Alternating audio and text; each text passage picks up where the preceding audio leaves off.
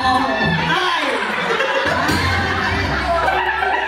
Galing yan kay Ma'am Ellen Montemar ng Italy. Foligno, Italino. Ayan. Si Mami Ellen Montemar. At isa po siya sa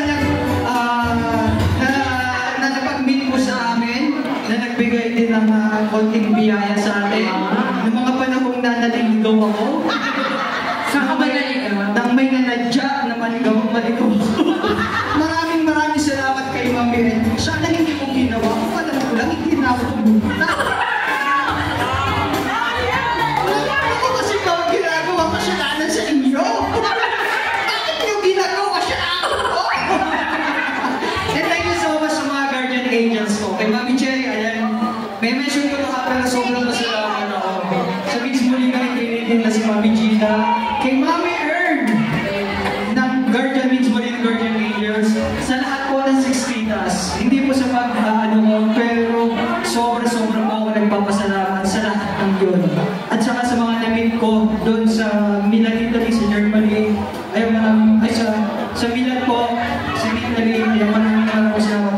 Ito, lakas loob ko. Kung ano nangyari talaga sa akin doon, i-share ko lang. Kung ano nangyari talaga sa akin, sobrang masaya ako na nakapunta tayo doon. Pero kung tutuusin, pwede naman din i-cancel kung hindi naman din totoo.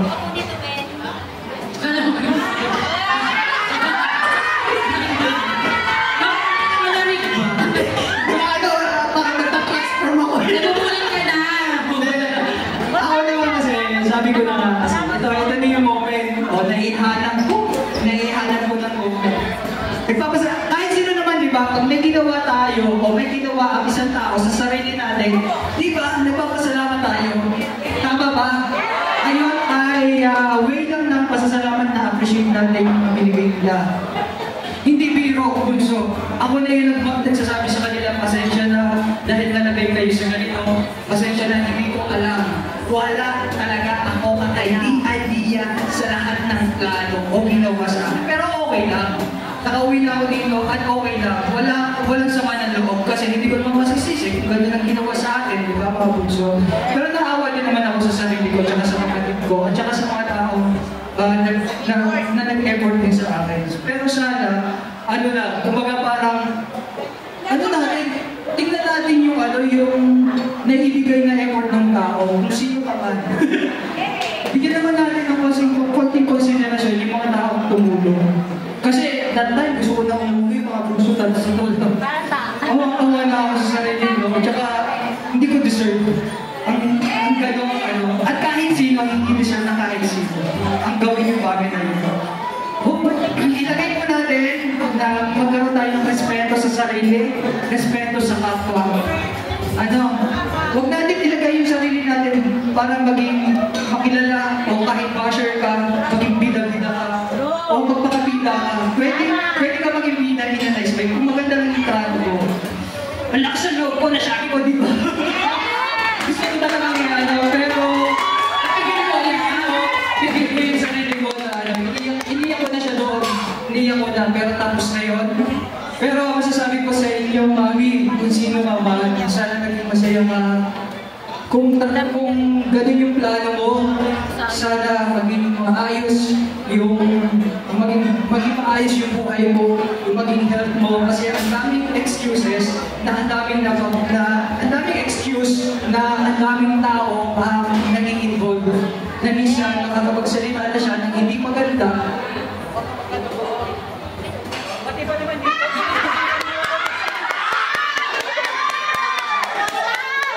Kuya,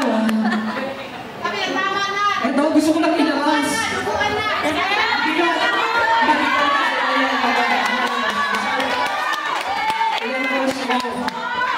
Ilabas mo na!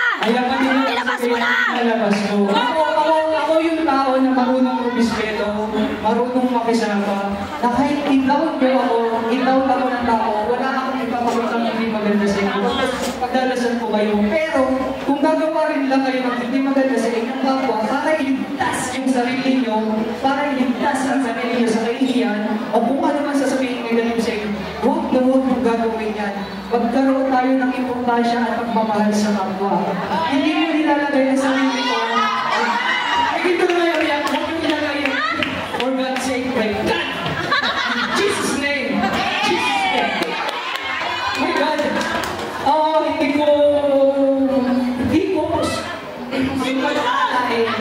na may ganong klaseng tao. My God, Diyos ko, Diyos ko yung maribat. Binigyan ka ng ulakan ng kaste. Grabe, sa buong buhay ko ngayon lang ako nakaranas ng ganyang tao. Ano meron ako?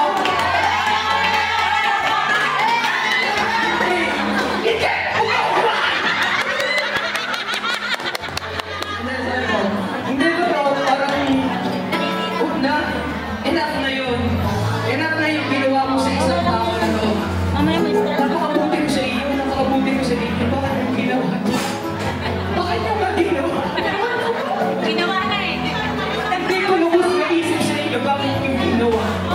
Dito ko na lang ibinuhos sa dito, sa Pilipinas yun. Dito. Grabe kayo talaga. Nakakatawa kayo. Nakakaawa kayo sa mga tao na nakasama mo. Grabe kayo. Sana, Hindi na maulit. hindi yun, hindi na maulit. Yes, my friend. Kung may pagkakaon ba kayo, nagawin ng isang bagay, mag-invite kayo ng ibang mga artista. My God, huwag na. Huwag na ba ako mga lawa pa? Huwag kang mag-ginagin. Gustuhin mo ang bawat tao. Kasi sino yung mga ano na sasalita ka ng hindi maganda. Para lang nakikita sa sarili. Nilike ko na to.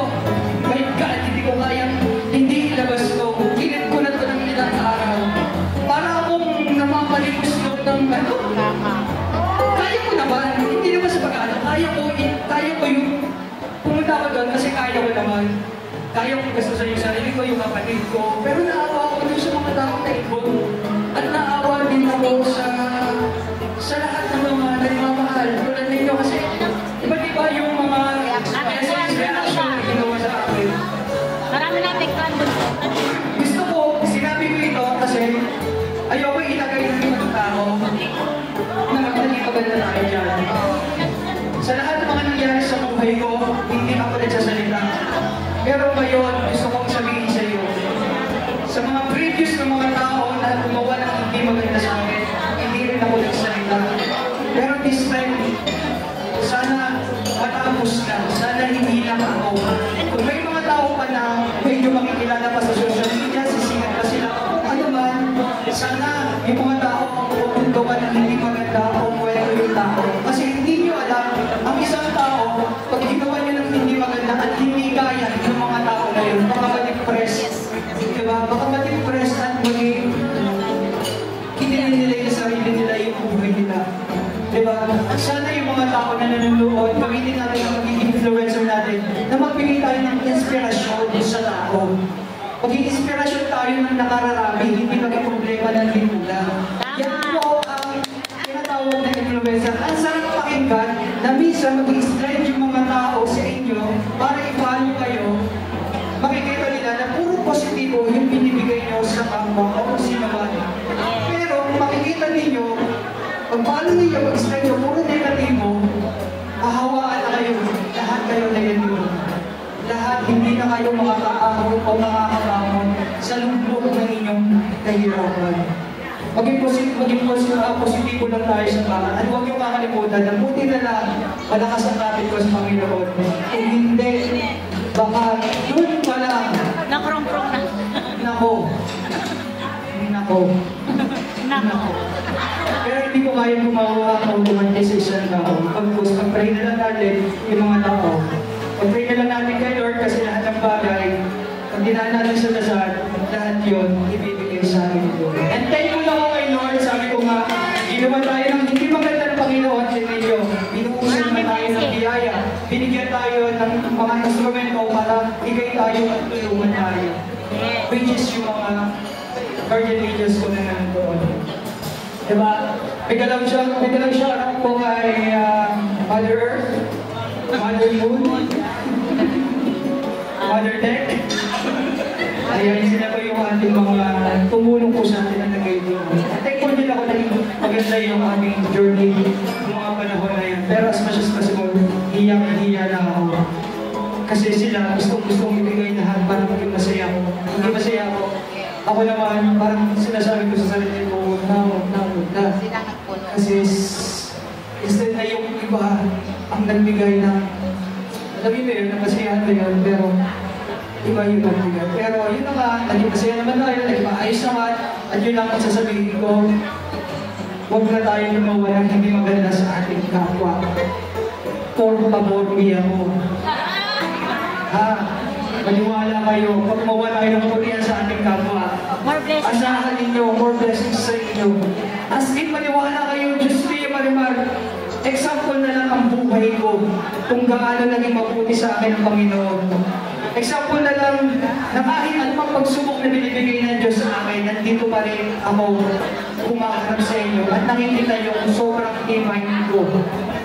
Ayoko lang i-apply sa akin ng hindi magaganda dahil sabi ko kapag ginawa ko ng hindi maganda, asahan nyo hindi ko na lang papansinin yung tao ko yun. Doon tayo sa mga positibo, naniniwala at nagmamahal. Doon tayo magmamahal. Tama. No, huwag niyo kakalimutan, hindi natutulong ang Diyos. Kung sino man, kung nanonood ka man, tandaan mo, Mami! Hindi natutulong ang Diyos! Kaya hindi natutulong ang Diyos, kaya be good sana. Huwag ka na lang laging be good, be good, be good. Be good. Tutuloy mo ang anak mo, tutuloy mo akong anak. At ganun din ang ginagawa ko sa inyo, tinutuloy ko kayo parte ng buhay ko. Nakikita niyo ba may mga tao na sobrang okay na ako, kampante na ako, nakakasama ko kayo. Yun ang gusto ko maging tropa, maging kasama, maging parte kayo ng buhay ko. Hindi yung parang, lang, okay na yan, at least, hindi ako ganun. Lahat kayo gusto ko as much as possible. In-embrace ko lahat, kahit namutakin yung mukha ko, kahit mga mulaway na yung mukha ko, wala yan, wala sa akin yan. Pero pag nangamoy yung laway ko, baka na rin na, hindi ko laway yung laway ng kapwa ko gusto yun. Tsaka na lang. Ay! Ano mga gusto? Again, maraming salamat sa inyo. Mga gusto. I love you, I love you. Salamat mga gusto dyan. Lahat ng mga hindi gumagawa ng hindi maganda sa akin, God bless you. Si Lord na bahala sa inyo. Si Lord na bahala magpulong ng kapulungan ninyo na sana doblehin at triplihin pa ni Lord yung blessing na binibigay sa akin ni Lord. May ibigay ni Lord sa inyo. Para naman kahit paano, makalimutan ninyo ang paninira sa kapwa na walang paggunagawa sa inyo. Pero kung yun ang kasiyahan ninyo at kulang pa, para mapakain ang pamilya ninyo, handang-handa si Mix Molino para dagdagan ang kasiraan sa buhay ko. Siraan niyo pa ako, siraan. Kung dyan kayo masaya, sumuntahan ko kayo, hayaan ninyo, siraan ako. Kung yun ang magiging way para mapakain ko ang pamilya ninyo. Para talagang, ng naman ang sinura ninyo.